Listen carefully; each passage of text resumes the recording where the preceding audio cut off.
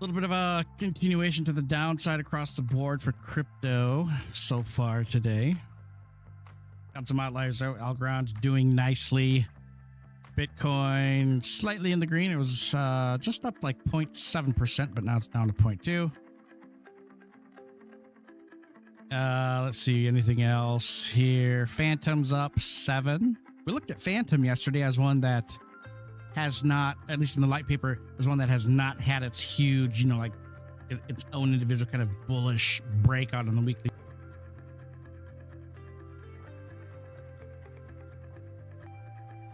And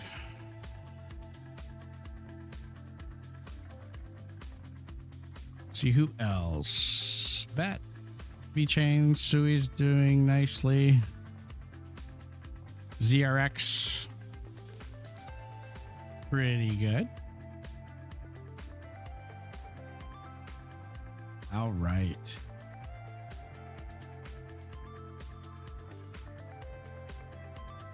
Thank you.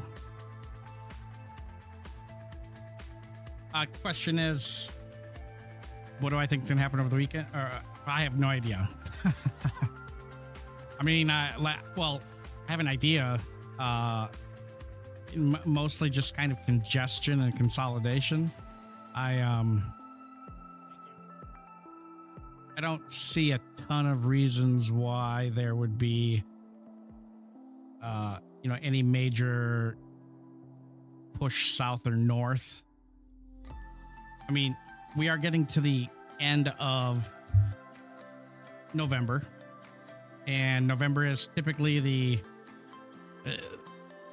I think the most bullish historically, the most bullish month for crypto. Q4 itself has the highest average returns, but it's also very volatile.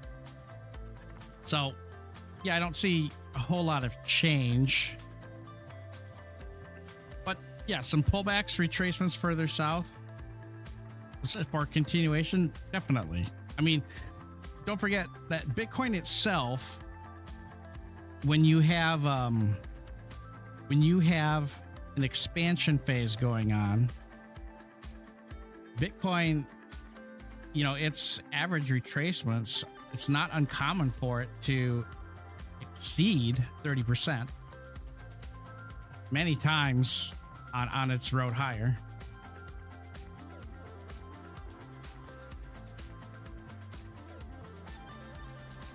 Yes. Yep, that's just kind of how it goes, really.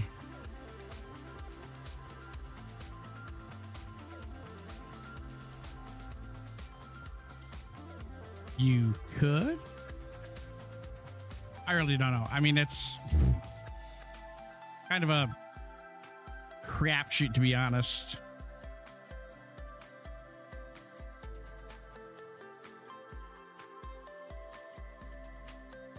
Again, like I kind of mentioned about this like at the beginning of yesterday's stream, is that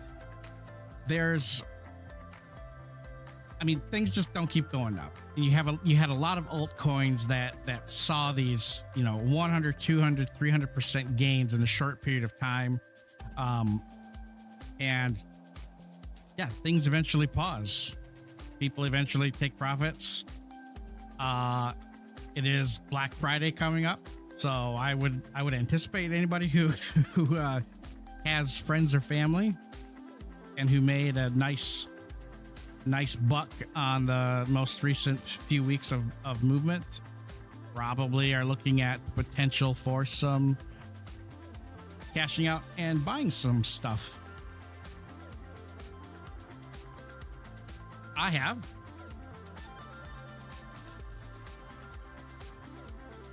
But let's look at the charts and see what there is to see. Let's check out the daily, see if there's anything opportunity-wise popping up.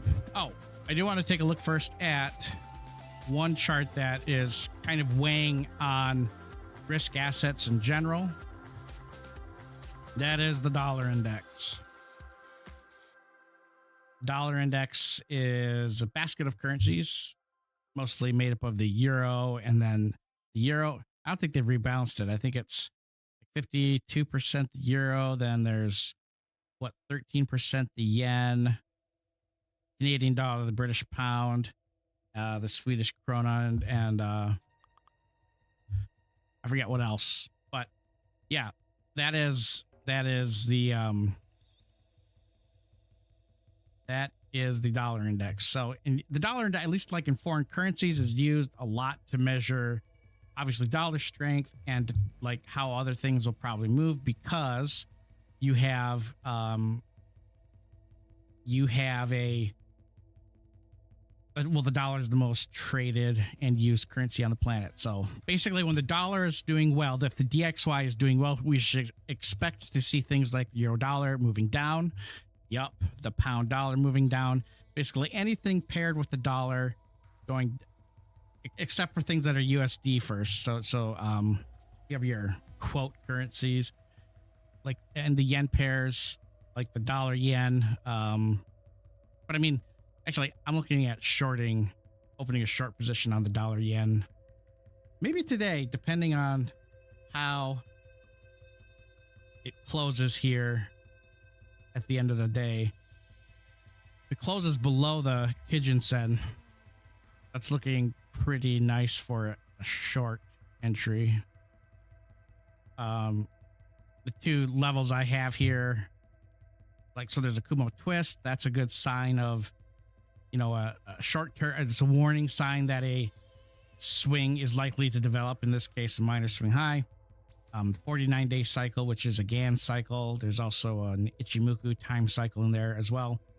And the detrended price oscillator crossing below and closing below the zero line, that is also kind of a strong sign that movement lower should be expected. And so that's what I'm looking at on the Forex side. But on the crypto side, bullish continuation is, I don't think it's quite there yet.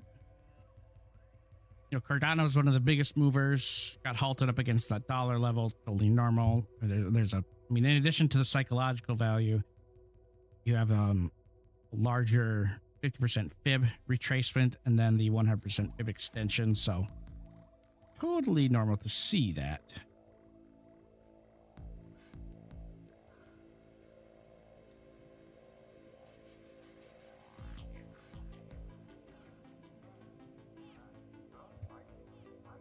All right, let's see.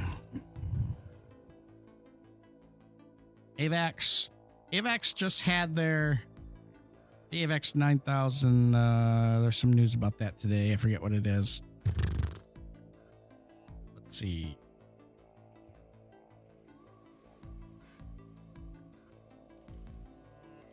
Let me pull that up. AVAX network blog. Yeah, the test net is up. Yeah, that's right. Yep, AVAX test net is up. And AVAX has so much stuff going on. Like a metric, if AVAX was a company, it kind of operates more as a company than what you consider like a traditional crypto token asset. Well, I suppose blockchain ecosystems want to operate as companies because they want people to use their infrastructure.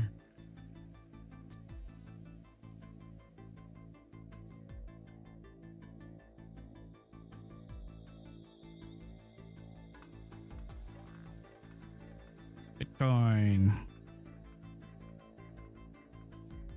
So yesterday's close below the Tenkan Sen. That was the first time that has happened since. We'd have to go back to the very beginning of November, back around the 6th, when it was last trading below. There is some noticeable regular bearish divergence present, but also developing as hidden bullish divergence. And that occurs when you have, let me get rid of the Ichimoku system here. So this is what's known as hidden bullish divergence. You'll notice that the candlesticks here, the is at higher lows versus what's coming on down here is lower lows. So that's hidden bullish divergence. That is only applicable in an uptrending market. So for it, the best way I could describe it as people who are cautious about entering into an instrument that has already been in an uptrend or a downtrend. If you're trying to time or figure out when re-entry opportunities may occur, that is where hidden divergences really come into play to help with that decision-making process, because hidden divergences really kind of point out, highlight, and warn of the inverse move going on, the intra-trend moves happening that are about to end. So it doesn't mean it always happens, but yeah, hidden divert, and even like one of the greatest living trader analysts, Connie Brown, she's made several points in her writing and in the couple of live instructions that I've been able to attend. She makes a point of pay very close attention to the strength of hidden divergences, because they are often the most powerful ones in the bunch. And anybody who's been analyzing markets for a while or trading for a while knows that regular divergences just seem pointless. I mean, they're not pointless, but from a trading perspective, they just seem to not be that effective. I mean, they're certainly not huge warning signs of a turn in the market. Sometimes they are, but most of the time they're not. The most powerful divergences seem to be the ones that are with the trend. So in this case, the hidden bullish divergence.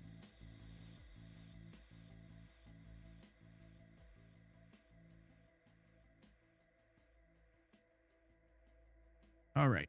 Let's see. Cardano now down at 906.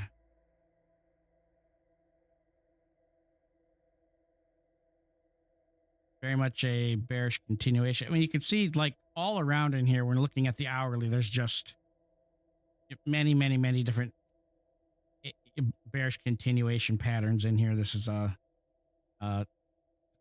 really kind of a classic. It's some people will probably say it's triangle, but I'm not really trying to draw the triangle, just trying to point out that you do have a number of bearish continuation setups all across the board here on the hourly, and they don't just exist on Cardano. You'll see this across the board in the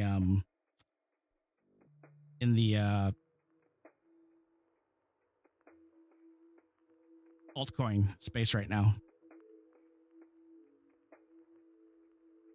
Now, if the cryptos are continuing to slide, does that mean the dollar yen is catching a move higher? Not really. Look at the total market cap charts. Put the Ichimoku system back. Let's see what's going on. So you have the altcoin market excluding Ethereum. It's down for the second day in a row. The altcoin market cap with Ethereum down 3%. So the altcoin market excluding Ethereum is slightly outperforming the altcoin market with Ethereum. It's because I think Ethereum is just gonna go the way of the dinosaurs. It's just gonna tank out, be done and dead, go bye-bye.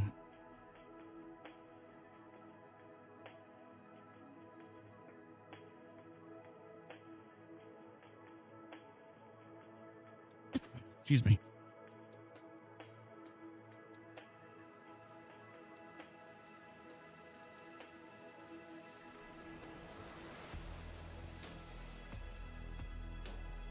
Just checking some stuff out here on the other screens.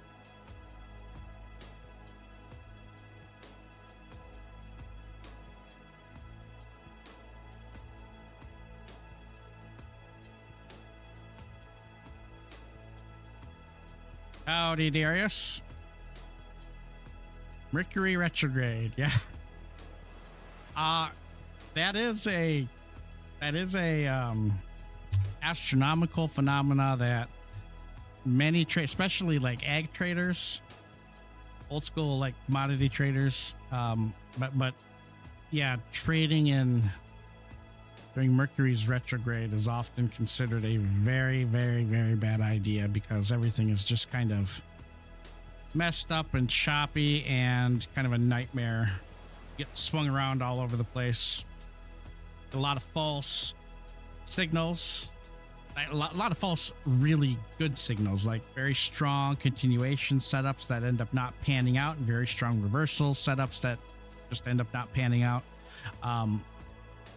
Yeah, it's just a nightmare. Let's kind of keep going through the list here. So let's see, ZRX daily chart here, reclaiming 50 cents. It's pretty good. Zilliqa is relatively flat today. Zilliqa's chart looks, in yesterday's light paper, let me just actually pull that up.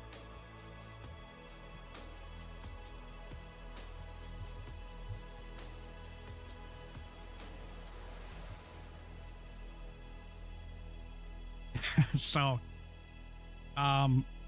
yeah, this was, I got some good feedback on this one from yesterday. Talked about, if Dante wrote about crypto, Pump.fun would be the 10th circle of hell. I don't know if you all watched or paid attention or read what happened yesterday, but I mean, Pump.fun is just kind of known for being a degens platform, but it out degened itself yesterday or over the weekend and into Monday. You had these kind of things. This one's actually kind of funny. A guy, saying if he didn't get his token up to a certain amount, then he was going to kill the fish with the gun. But then you had this dude who put himself in a cage and live streaming. This dude, every time it pumped and hit a milestone, he would shoot outside of his home. And so here's the greatest hits of depravity from over the weekend and into Monday. So yeah, 12-year-old threatened to harm themselves and their family with a shotgun if it didn't hit 60K. A couple assaulted their toddler on stream to mark token milestones. By the way, the geniuses that do this stuff really did nothing to obfuscate their identity or who they were, who they are. I mean, this is like one of the worst. If Gary Gensler was not leaving office, this would be a horrible thing to have happened to crypto. Webcam models did things you can't unsee to boost hype. Yep, I will just say bestiality. There was a lot of like really nasty stuff going on. Did not watch, but saw some still images that still trying to scrub out of the old brain. In a piece de resistance, the piece de resistance of inhumanity was a user threatening to shoot their dog if their token didn't hit 1 million market cap. Now, obviously, I would assume a lot of these were just people, trolling for people to pump their coins. I mean, there's some other weird stuff too, but yeah. But the sad part is Pump.fun accounts for over half of all of Solana's activity. And because crypto is how it is, one of the most crypto thing ever happened when Polymarket had wagers going on what are the odds that the FBI is going to throw this on their website, that they're going to seize it. And the odds were 97% at one point. 97% chance that Pump.fun will be banned, shut down. Well, what's happened is, a nutshell, even the people behind Pump.fun thought that things got a little too far. I mean, I don't know what it was that like made them stop. The dude dressed as Hitler burning an Israeli flag, or the woman and her dog, or the toddler tied up by his parents in order to, I mean, maybe all three of those, but any one of those, if there was any decency behind these founders, probably went, maybe we have to stop this for now. So we don't know how long it's going to be down either.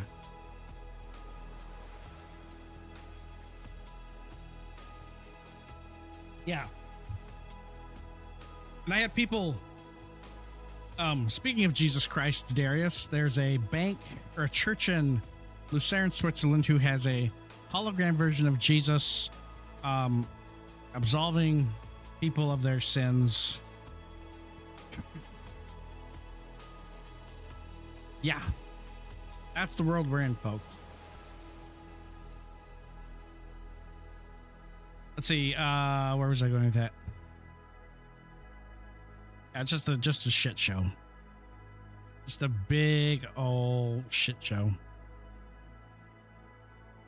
Let's see, anything else that we talked about? Oh yeah. So some alts have yet to pamp. So what I was talking about yesterday in yesterday's light paper is that you have a lot of altcoins that look like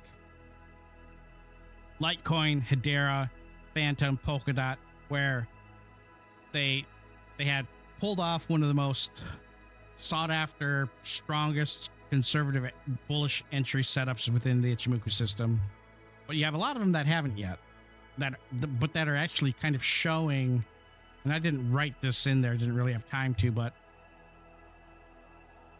Aptos, Avalanche, Internet Computer Protocol, there's a there's a good amount of these other altcoins that have really big names that have not yet achieved their ideal bullish Ichimoku breakout conditions within Ichimoku. So it still looks really positive for those altcoins, which are likely lagging behind quite a bit.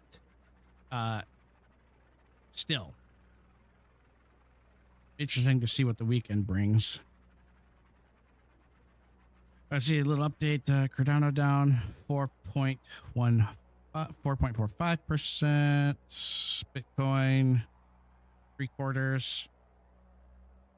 As we're transitioning into the last half of this hour. Bitcoin, actually, this move here happened pretty recently. Yeah, ever since 1 o'clock, it's actually had a pretty straight move south. But let's just put this into perspective for a second. Let's look at Bitcoin. Where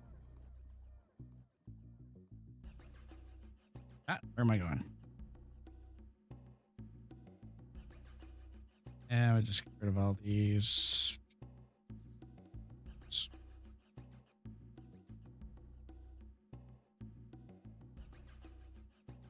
Rid of the Ichimoku system, and let's take a peek at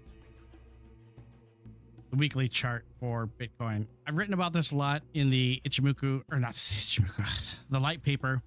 But when you look at Bitcoin's performance over time, I mean, in these bullish expansion phases, certainly you see they're much deeper at the beginning of them. So one of the first major ones, excluding the prior to Mt. Gox, the real like recovery from Mt. Gox that occurred in mid 2015 and resulted in that first move to 20K. That the pullbacks were pretty significant, and really over just a very short period of a few weeks, maybe a little longer. But you see, you've got these 30 to 40% retracements that occur. Very normal. And then you look at the next bull run. Now, I consider a new cycle in Bitcoin to have occurred, a new 10-year cycle to have occurred after the COVID crash. But even then, when you measure the swings,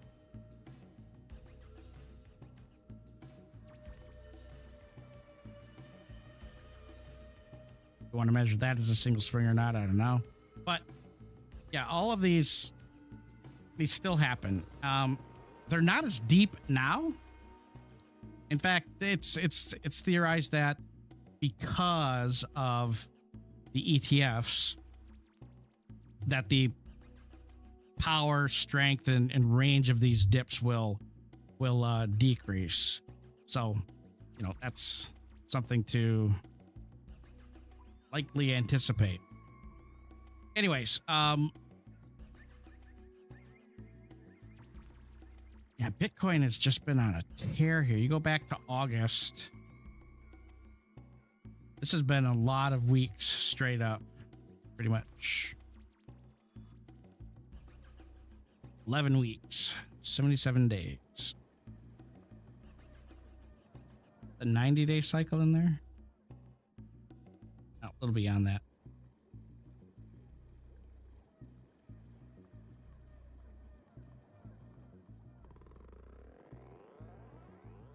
Pretty good gaps between the body of last week's candlestick and the Tenkan Sen. Current large gap there. Ethereum looking like. Yeah, wow, Ethereum really could not tackle that trend line very well. Let's see what equities are doing too. The NASDAQ doesn't look too bad. The ES really pushing up. The Russell. Yeah, those are all-time highs for the Russell yesterday, huh?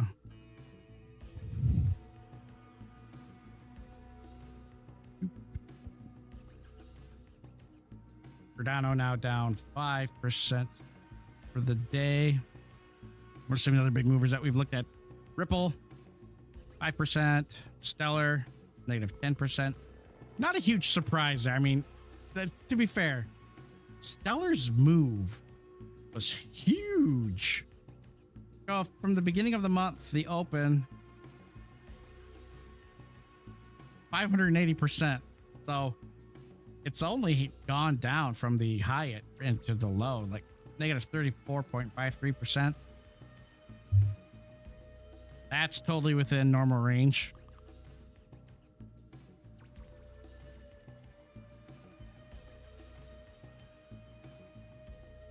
Yeah, still, even though you look at Ripple, XRP, Stellar, Cardano, even though those are down 5%, that's the total. The altcoin market, excluding Ethereum, was relatively even now, but it was still slightly outperforming the altcoin market cap with Ethereum. So on the daily, if it fails to hold, if it fails to close above the Tenkan Sen, it's not a guarantee, but it's very frequently you see a pretty strong sustained move down to the Kijun Sen, which is down here at 1.13 trillion.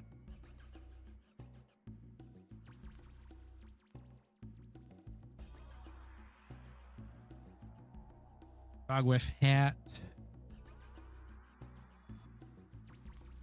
Wow, that is an ugly, pure selling pressure above 330.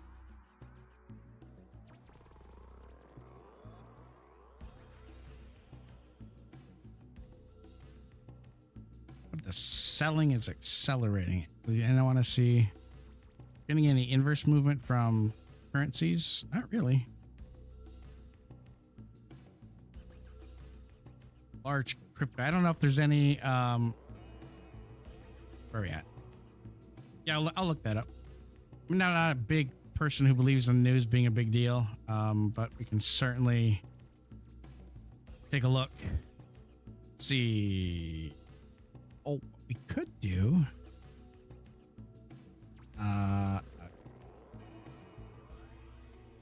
Look at liquidations. This is the biggest amount we've seen in a while. See, over the last hour, that's interesting. Over the last hour, never mind. That's just cape. Less than 1 million shorts have been liquidated over the last hour versus 46 million in long positions. Over the last 12 hours, 308 million long positions flushed versus 68.5 million on the short side. And then over the last 24 hours, nearly 600 million liquidated versus 480 million. Oh my God, I can't talk. Almost 600 million total in liquidations in crypto. 480 million long positions versus 110 short. Ouch. Charles Hoskinson envisions DeFi-enabled Bitcoin ecosystem powered by Cardano. That would be with that BitOS, I think is the name of that firm.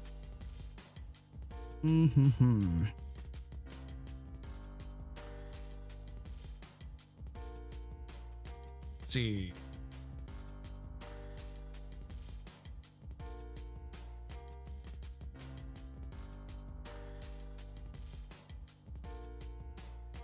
Pantera Bitcoin Fund hits 1,000x return. Kraken is closing its NFT marketplace. I thought that was done already.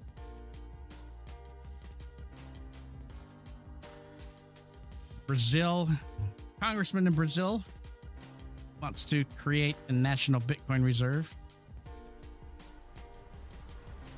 On X, earlier today, I posted on the StockTwits X account, from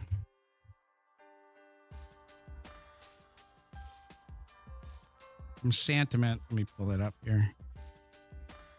This screenshot. So probably can't read the numbers down here, but it says 1.64.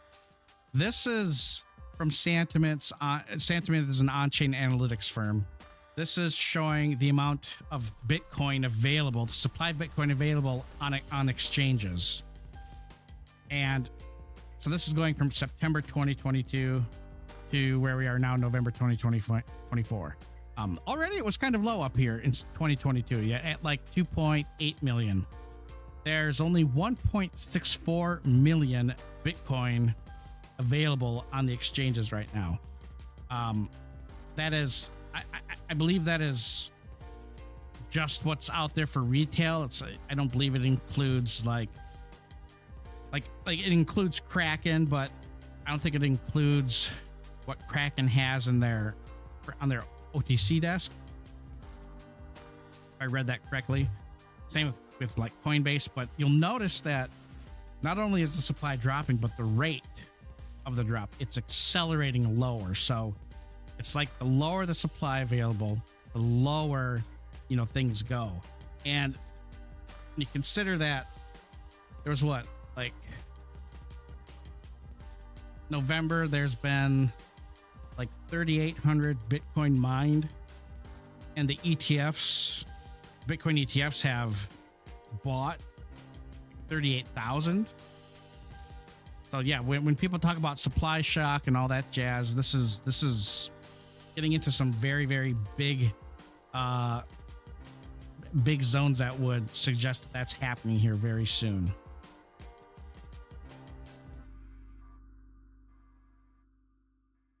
Cardano popping off the top a little bit there.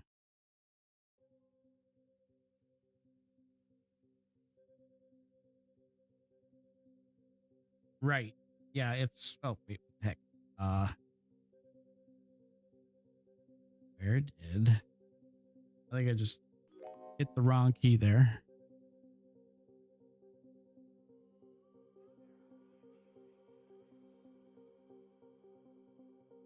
Hello. There we go. Okay.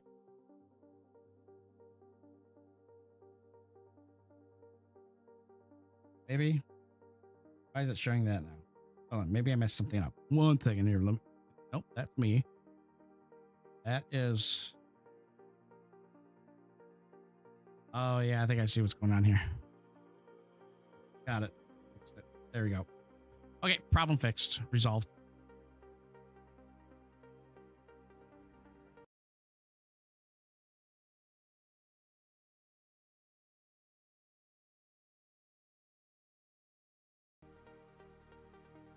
Wunderbar.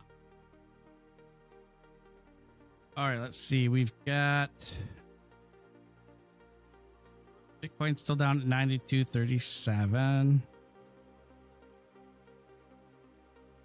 We didn't measure that, did we? How big of a dip is this from all-time high here? Oh, only 8%. So yeah, there could be a much deeper dive down. Who knows though? I mean, Michael Saylor, just like MicroStrategy, then you have the ETFs themselves, then you have like Mara, you have some other public entities that are really broadcasting their intentions to add Bitcoin or increase their holdings of Bitcoin. So, you know, who knows how much of a dip can be, how deep the dip can be sustained with Bitcoin, given all of that going on.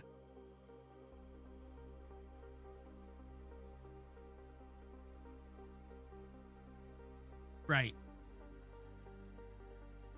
Yeah, I mean, it's there. Yeah, there's a lot of bullish continuation.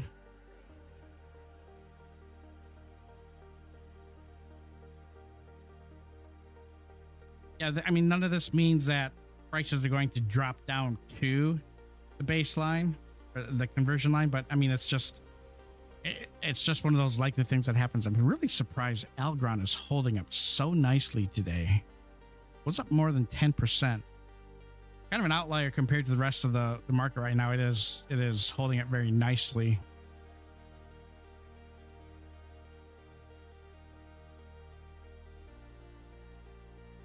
Dash. So I had gotten into Zcash like back in October and sold some when we got to like 35-ish, and then I sold most of it when it got to like 46. And then no, that's not a little higher than that. No, it wasn't. Because then I looked at, when we were looking at all the other charts, I rolled it into Dash, because Dash still looks, compared to a good chunk of the market and all the other privacy coins, Dash looks very it's still lagging its peers by a large amount. Dash is used a lot too. Is it? No, not Dash. I'm thinking of Litecoin and Dogecoin. Those are mined together. You didn't know that. Speaking of Dogecoin. Tuesdays are often called turnaround Tuesdays, but I mean, nothing really major here making me go, ooh, nothing is huge red flags. Just major, let's see, Russell's down. I mean, the three sisters, the Dow, the S&P, the NQ, they're all up. Dow's barely up. Crypto's down, metals, silver's pretty flat. It's up 0.16, gold's down 0.16, platinum's down 1.35.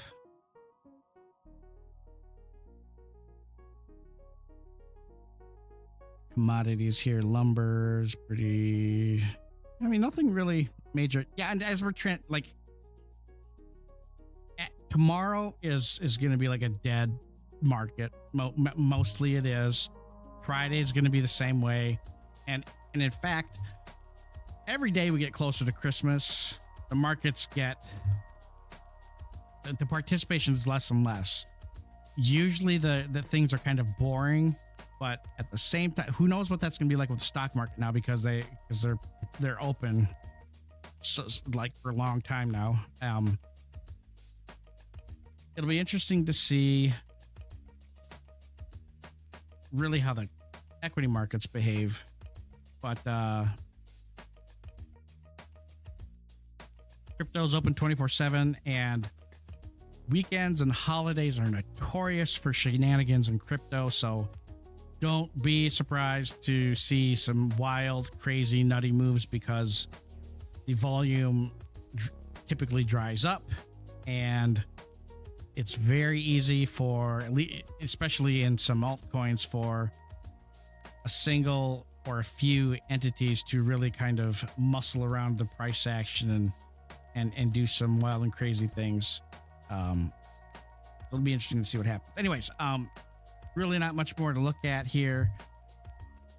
Don't see anything sticking out right away. Maybe tomorrow. I'm not sure if I'm going to be on tomorrow or not, but might be a little bit more activity tomorrow. We'll see.